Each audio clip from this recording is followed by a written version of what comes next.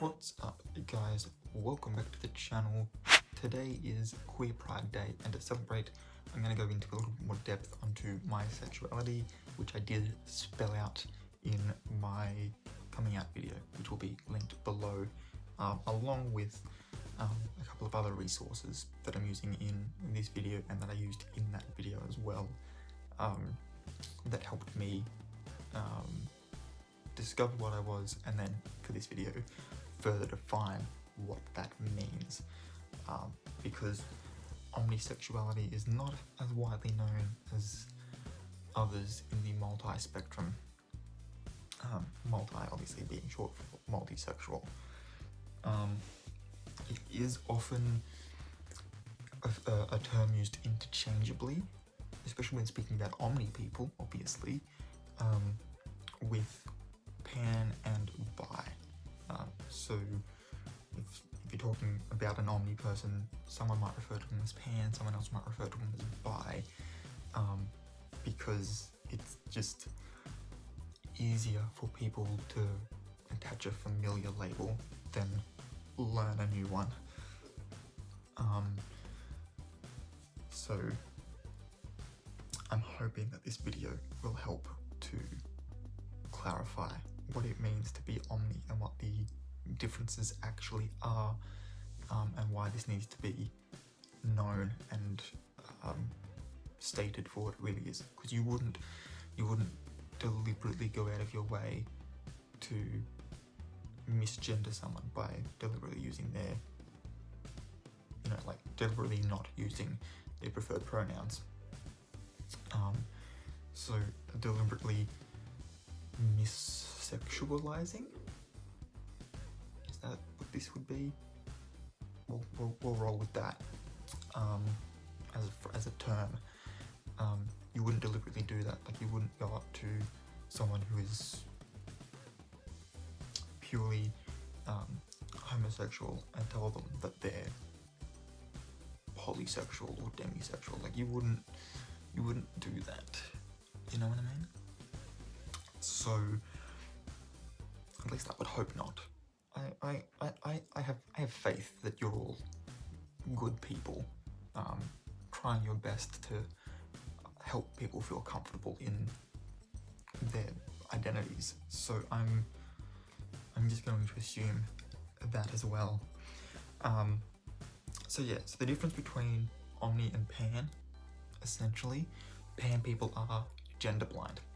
So when it really comes down to it, pan and omni people are attracted to all genders, but where pan people are attracted to all genders in like regardless of their gender, because they don't see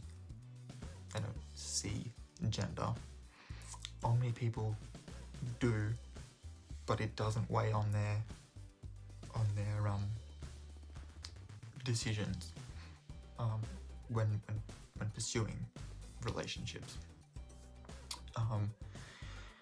And so for me, being omni sort of helps define the fact that I do need to specify what my romantic inclination is, because I do see gender, and even though I'm bi-curious, open to both genders, I'm panphilic, so love all gender, basically love all people regardless of gender. Like I don't see gender when looking at people like as a whole. And demi-platonic,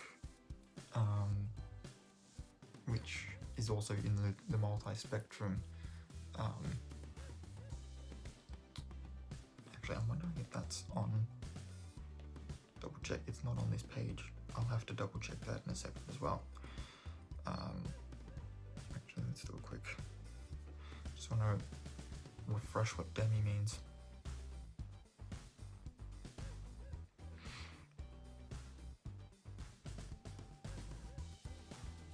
Yeah, so demi people only feel sexually attracted to someone when they have an emotional bond with the person.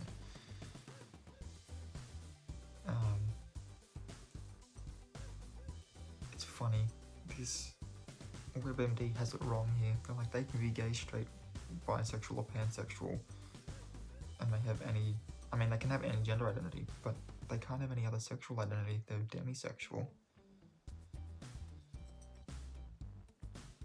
They only feel sexually attracted to someone they have an emotional bond with. That's their sexuality. Anyway, my particular,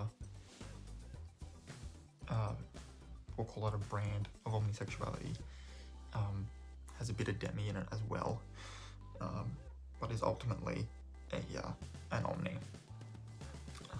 So by curiosity, my panphilic nature and my demi-platonic approach to friendships all the way on what it is for me specifically.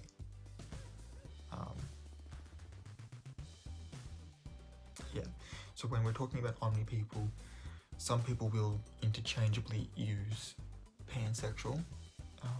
They'll also use bisexual, but we'll get to that in a second for why. But they'll interchangeably use these terms when talking about omni people because it's just easier to attach another label to it that's more familiar and sort of gets some of it right, sort of a thing. So for instance, when I feel sort of pressured to give someone else an easier term, I'll generally just go with bi. If I'm just sort of meeting someone at a party and I'm not really getting the vibe, but they ask, I'll tell them I'm bi, and I'll just sort of leave it at that because I'm probably not going to try and pursue a friendship with them. They're not, like, I'm not getting the vibe off them that my sort of demi-platonic nature wants. So I'm not going to try and pursue a friendship with them.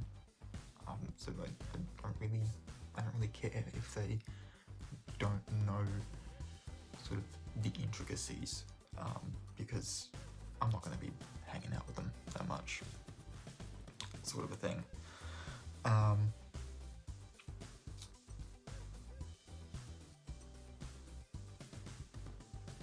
But they're used interchangeably because they indicate a specific experience of one's attraction to all genders, despite the difference of pan being gender blind and omnis not. Some people may choose to identify with both terms simultaneously, while others may feel that one describes them more accurately than the other. And maybe it's just me, but I kind of think that once you put a label on something, you can't give it another label as well and have it be both things at once. For me, it's a case of having your cake and eating it. You can't do both, sort of thing. For me, anyway, but that has nothing to do with my sexuality. The exact differences between pan and omni are not strict, therefore this choice sometimes comes down to personal preference. Just helping to defend my last statement of my personal preference being that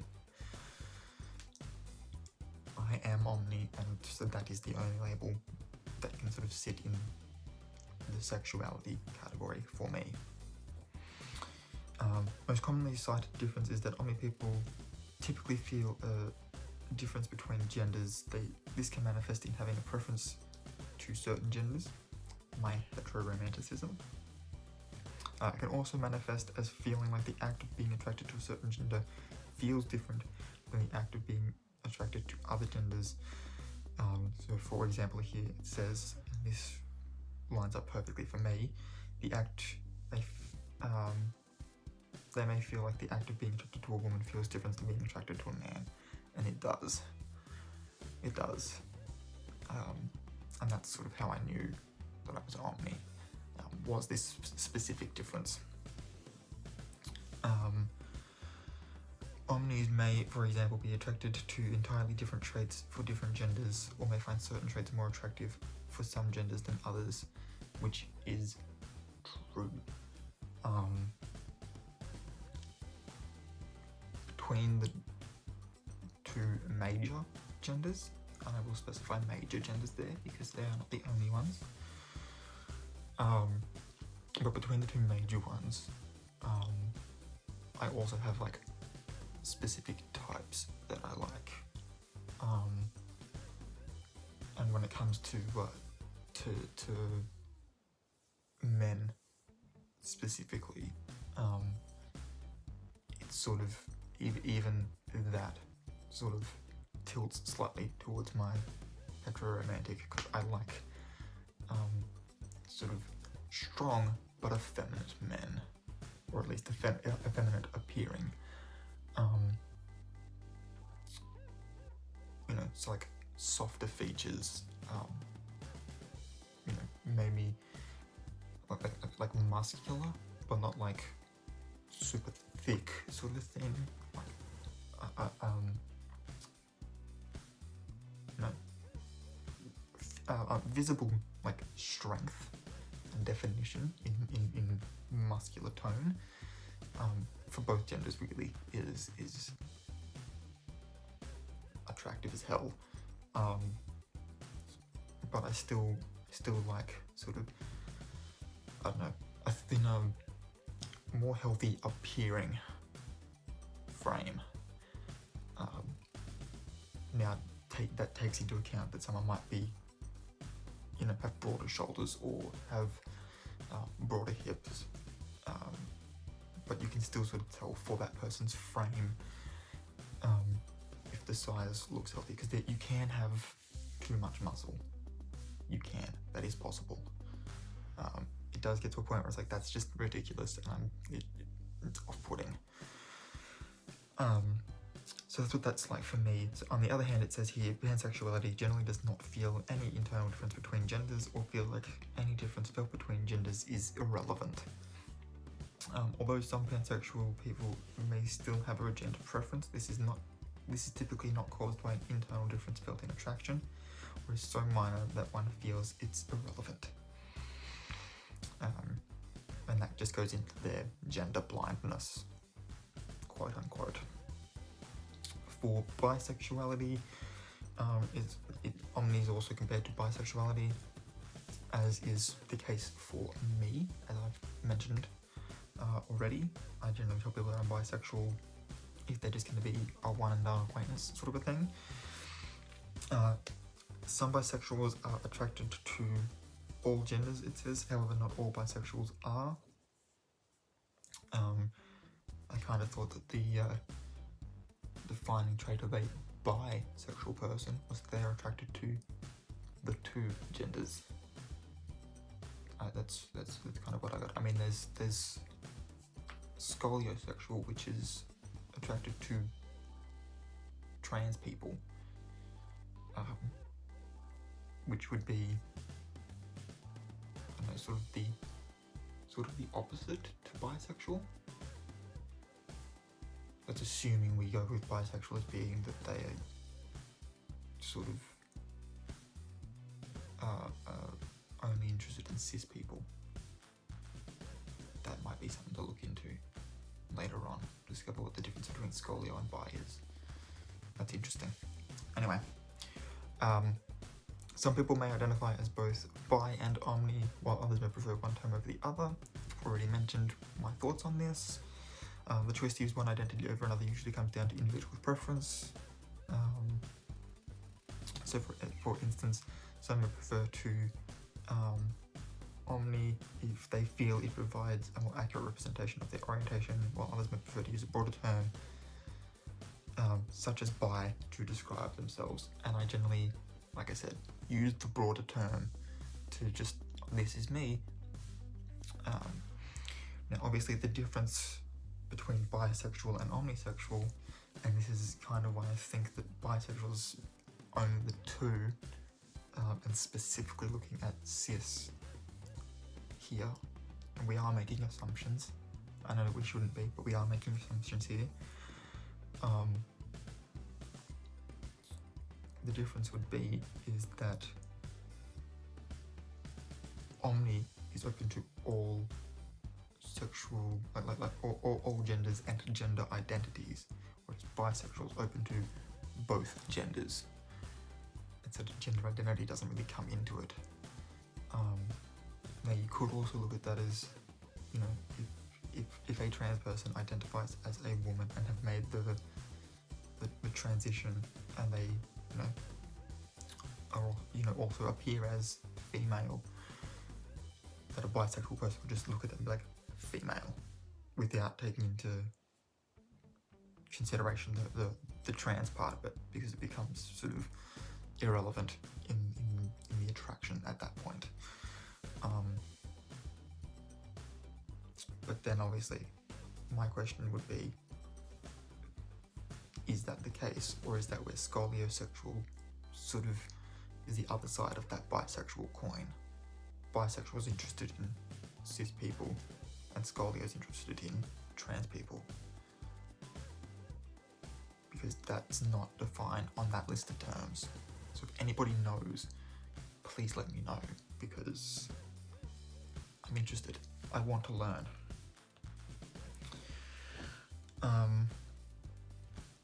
So the wiki link below, the lgbta.wikia link, has some history. The interesting part here is the word omnisexuality appears as early as 1959. The poet Lawrence Lipton's The Holy Barbarians, but the first time it was described in the context of its current definition was in an 84 text titled simply Sexual Choices, an Introduction to Human Sexuality. The text described omnisexuality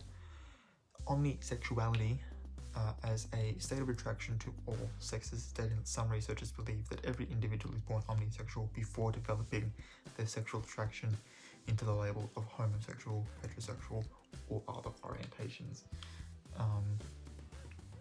Which means that going with that belief, being omnisexual means that I've just sort of defined how exactly I am, and yeah, haven't really sort of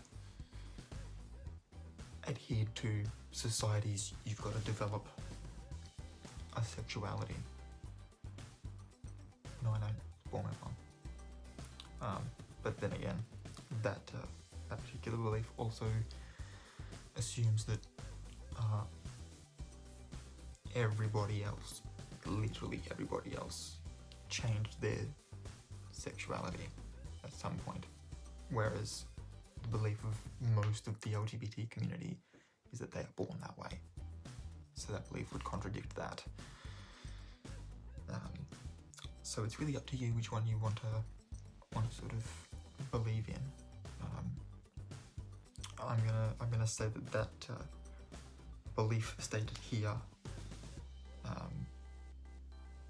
that every individual is born omnisexual, is an excellent theory, but unprovable. Whereas the other one is sort of like, it's unprovable because a gay person, even if they're closeted, is still a gay person. It also goes into the fact that it was a common message board term in the 2000s, was boosted when celebrities like Janelle Monáe and Brendan Urie came out as pan, because they're used interchangeably. And the last sort of part that I want to look at on this particular one is that when you're looking at the origin of words, which I love looking at, it's so interesting to me, omnisexual and pansexual essentially mean the same thing. The only difference is their language of origin. Pansexual is of ancient Greek origin, and omnisexual is of Latin origin. Which, considering I hate the Roman Empire and love Greece, makes it interesting that mine is the one that comes from the language spoken by ancient Rome. Yeah, we're gonna sort of breeze through some of the important parts on the WebMD one, and I'm gonna leave it there. So it also goes into defining it. It likes to bring up the pansexual relationship again, even though I don't think it's the closest one to it. I do think that it is distinctly its own thing. Yes, it's similar to a bunch of others in a bunch of different ways, but I think it's distinctly different. But here it says people who identify as omnisexual are attracted to those of all genders and sexual orientations. It's in the category of multi-sexuality, which from here on I'll just refer to as multi, which includes people who are attracted to more than one gender, categorized with bisexual, polysexual, pansexual. We could assume scoliosexual, as I've brought that term up before, because they're looking more at a gender identity than a sexuality. So a trans person could still be a trans man or a trans woman, and therefore scoliosexual. If it's only looking at the trans part, would still be a multisexual one. Demi's only looking at personalities, sort of regardless of gender. They're sort of another gender blind one. So they would sort of fit in there next to pan. So yeah, there's a lot of them in this multi group.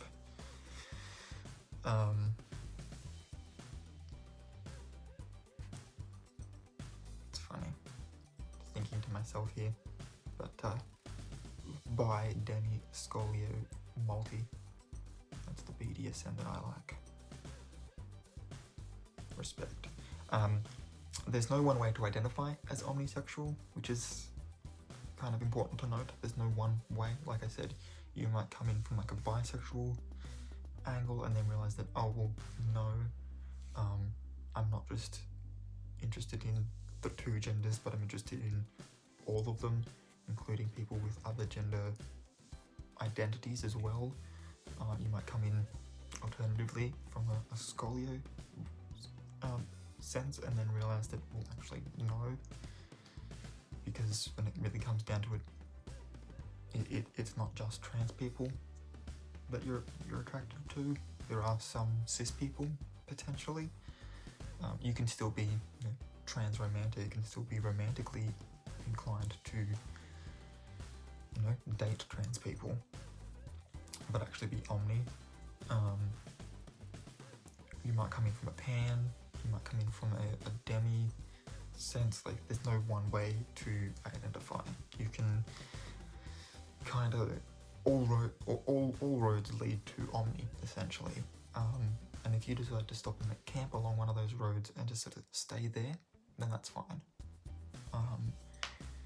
No one's forcing you to go the full way into omnisexuality if you are actually bi or demi or scolio or pan.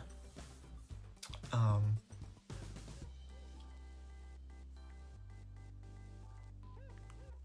where was I up to? Omni people may find their gender identity confused with other sexual orientations in the multi-category and feel pressure to conform to another label that's more familiar to other people. So for me, coming from that bi path, I generally use bi as mine. My curiosity is bi, and it's sort of like the broadest term. Like, I am interested in people of both genders, and it also, for me, is sort of that starting point for if I was to draw like a pyramid sort of thing, like a triangle sort of thing, where like it gets more and more specific as we come in, with Omni being at the top. I'd probably start with Pan at the bottom, because of its gender blindness. That'd then go up into the bi-curiosity. So Panphilic would be at the bottom, then bi-curious, then that'd go into my demi-platonic, because that sort of specifies that I want that emotional connection. And sort of, even within the platonic sense, it's like, even to be a friend, I need to get good vibes off you. And then that would then further progress into omnisexual, because of the fact that my specific omnisexuality does have that demi element to it as well. So the difference here, and it does, like I said, specify between Omni and Pan. So it says many people use the terms Pan and Omni interchangeably. Basically pick a term in the multisexual category and they use that interchangeably. Bi, poly, I would be interested to see if demi and scolio are used interchangeably with this as well. But maybe they're enough of a different that they don't, sort of. Anyway. So it says, while the two are closely related, there are differences between the two. Those who identify as pan feel attraction to people without noticing their gender, essentially being gender blind, while Omni people recognize the gender of both. Even though Omni individuals recognize the gender of those with whom they feel a romantic attraction, it does not play a factor in their choice of partner. There are some myths and misconceptions about Omni people. Omni people, like others in the multi-category, face intolerance and sort of, at sometimes, prejudice for their sexual identity, even coming from within the LGBT community itself, where, you know, the B being the first one that's not strictly homosexual. Almost said phobic for a reason there. But yeah, B is the first letter in that acronym that is not a homosexual term, and it's a multisexual term. And then the very next one is a gender identity. And so because of that, because you've got these first two is homosexual, just differing between men and women, it does put a little bit of pressure on the multi community, with just straight homosexuals at times, you know, being a little bit intolerant, because if you're like me and you're heteroromantic, it could be seen as, well, you're just straight, you're not part of the community, you're just an ally at most, which isn't true. I have not had relationships, but, you know, I have done things with other men. There are definitely men that I'm attracted to, which I will not state in this video because I think I think one of my friends wants to do a friend tag with me, and it may come up as one of the questions there. And if it does, I'll answer it then. If not, we'll find some other time. But yeah, I'm, you know, and then there's the tried and true one that, well, being bi or pan or demi or any of these other multi terms makes you less gay than homosexual people, which also isn't true. It's ridiculous. Finding literature about their specific orientation can be difficult, and I think that's true for most of the multi community. I feel like bi and pan, potentially, you might be able to find a couple sort of really big notable examples, and then after that there's not any really big notable examples of like this encapsulates who we are as an identity. And I think Omni's never really going to have any luck with that because of the fact that there's no one way to define it. You might decide to define it, but then the author or the director or the showrunner tells you that, oh no, they're pan or they're bi or they're, and one of these other more comfortable terms for people, you know, more digestible terms for people. And then because of that, there's not really going to be any media for us to consume that has our identity in it. So that might be my journey. I might have to within my little book series that I'm doing my synopsis videos about, I might make the main character in that Omni. I think that'd be really cool, and then I can just write them as if I'm that character. That's gonna be that'll be a lot easier to do. I'll write it first person. So yeah, my books will be a notable example for omnisexual people. It's far easier to find information about other identities like bisexual and pansexually. Even guides to bias-free language may use pan, multi, and omni interchangeably without regards to the distinctions. Multi being the overarching term for all people in this particular part of the community, and pan being gender blind, while omni isn't. Lack of information on omni can cause confusion. Without clearer guidance around different identities, people may have trouble recognizing where they are on the spectrum of sexuality. It can take time and experience before they realize that they identify as omni versus another sexual orientation. Omni people may encounter misconceptions about their identity. It's a problem often faced by those who fall into the multi category. One myth omni people face is that they aren't willing to settle down with one person, which is incorrect. Both my monogamy and my monomery attest to that. It is a myth. I have busted it, at least for myself. Obviously, I'm not going to speak for anyone else, but I don't think being omni really sort of affects whether or not you're monogamous or polygamous, or monoamorous or polyamorous.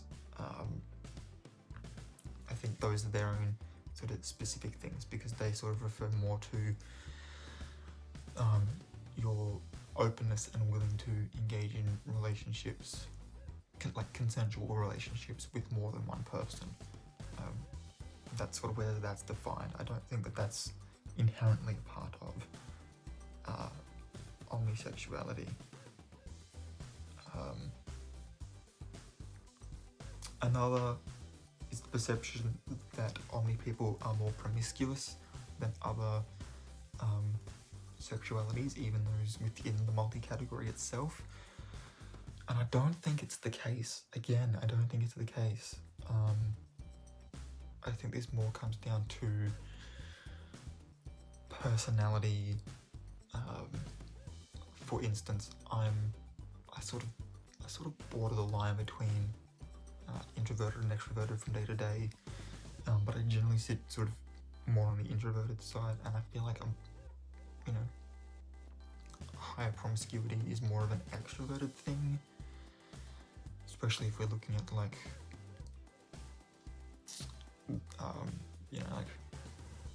the whole culture behind like going out to the club with the sole purpose of finding someone to have sex with that particular night.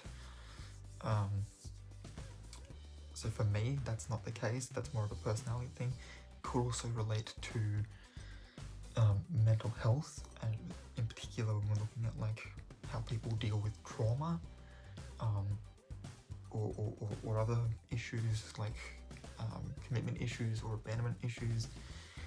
They might be like, they might genuinely be romantically interested and sexually interested in somebody, but because of their commitment issues or their abandonment issues, they sort of are the one to abandon it or cut the commitment before it can develop further. So I don't think promiscuity really, like, yes, it's related to the whole looking at sexual identity and the whole like love life thing, but I think it stems from something else, and it's just sort of your level of promiscuity is just more or less based on your mental health personally. Those who feel confident, like myself, in identifying as omnisexual may want to share their experiences with the broader LGBTQ QIA Plus Collective, which is what this video is. I hope it's being informative. I know it's a bit longer in length, but I do hope that it's been informative. It says here that this may help clear up misunderstandings about what it means to be Omni. Further insights on Omni sexuality may help others who are working through the intricacies of their sexual identity. Now, this last bit on the website, I have had a read.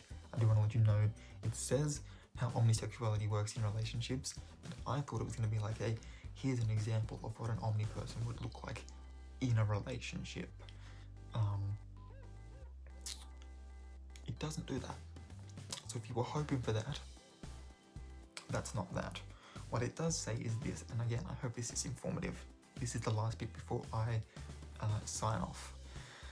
So it says your partner may not be familiar with the term. This is assuming you're already in a relationship. If you're not, your potential partners may not be familiar with the term omnisexual. So you need to take time to explain to them what it means to you to identify as Omni and what your understanding of it is. If you feel like I've explained it perfectly, by all means show them my video. But if you have a different understanding of it, then your understanding is the correct one for your relationship, because it involves you. With time and more understanding of gender and sexual identities, the list of sexual preference labels expands. Some believe that making room for more categories allows people to push past an initial focus on gender. They also believe that opening up the sexual spectrum clarifies sexual attraction or lack thereof, and increases freedom to express sexual fluidity, which we love to see. Understanding your preference can assist you in communicating your wants and needs to partners, regardless of their orientation or identity. Obviously their sexual orientation and gender identity. Mutual respect can lead to a better appreciation of each other's differences, along with validation of your specified orientation and identity. And that's all it has to say. Honestly, I wish it had an example for you. For me, it's been, what have we come up to now? Near on 8 months since my last relationship, and it's probably going to be another at least 6 or more before my next one, because I may be going to AFTRS next year. In fact, I'm quietly confident that I will be. So there's no point starting anything if it's just going to end up being long distance, and I'm not going to be able to talk to them that often, because I'll be studying and potentially working as well, because that's just going to occupy all of my time, and the time I do have is probably going to be spent with friends that I make at AFTRS, in study groups and stuff like that, or like, even if we're going out to like the movies, whatever. It's probably gonna, studying film's probably gonna occupy a vast majority of my life, which includes my social life. So I mean, it does here. My sort of go-to, let's go do something, because let's go to the movies because there's something on that I want to go see.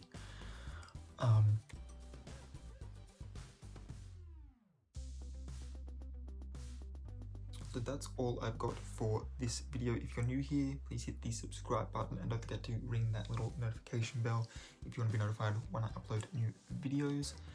Would definitely mean a lot.